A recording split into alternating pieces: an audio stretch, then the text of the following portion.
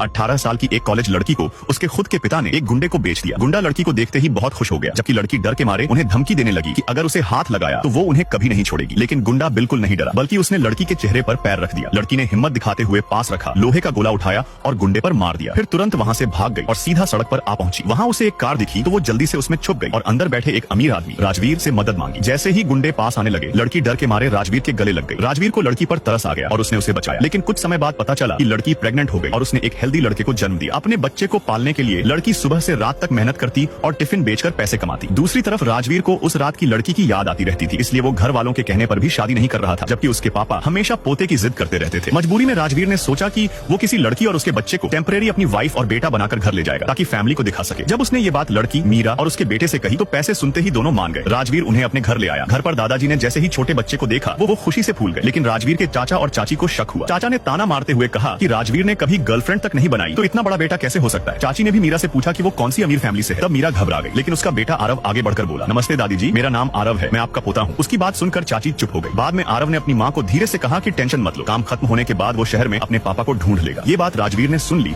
और उसे क्यूरियोसिटी हुई, लेकिन मीरा ने झूठ बोल दिया कि बच्चे का पापा शहर में काम करता है। राजवीर मान गया, लेकिन चाची ने चुपके से आरव के बाल का सैंपल ले लिया और चाचा को डीएनए टेस्ट के लिए दे दिया, ताकि अगले दिन पार्टी में सच सबके सामने ला सके। अगले दिन पार्टी में चाचा ने मीरा को गांव की लड़की बताकर इंसल्ट किया और बोला कि बच्चा राजवीर का नहीं है। लेकिन सच ये था कि डीएनए रिपोर्ट में आरव सच में राजवीर का बेटा निकला। पार्टी में आरव ने दादाजी को अपनी बनाई हुई ड्राइंग दी, जिससे वो बहुत खुश हुए। धीरे धीरे वो आरव से और भी ज्यादा प्यार करने लगे, लेकिन चाचा चाची गुस्से से जल रहे थे। खाने के वक्त मीरा और आरव ने सबको देखकर वैसे ही खाना ट्राई किया, लेकिन कुछ लोगों ने उनका मजाक उड़ाया और उन्हें गांव वाला कहकर इंसल्ट किया। तब राजवीर ने ये सब देखा और चुपचाप उनके पास आकर उनके साथ बैठकर खाने लगा। दादाजी भी उनके साथ बैठ गए। ये देखकर चाचा से रहा नहीं गया और उसने सबके सामने सच बताने की कोशिश की। उसने जोर से कहा कि बच्चा राजवीर का नहीं है और डीएनए रिपोर्ट आने वाली है। ये सुनकर दादाजी गुस्से में आ गए और राजवीर को थप्पड़ मार दिया। गुस्से और टेंशन में उनकी तबीयत खराब हो गई और उन्हें चक्कर आने लगे। तभी डीएनए रिपोर्ट वहाँ पहुंच गई। चाचा ने जल्दी से रिपोर्ट पकड़ी और बड़े गर्व से दादाजी को देने लगा, जबकि राजवीर और मीरा दोनों की सांसें रुक सी गई थी।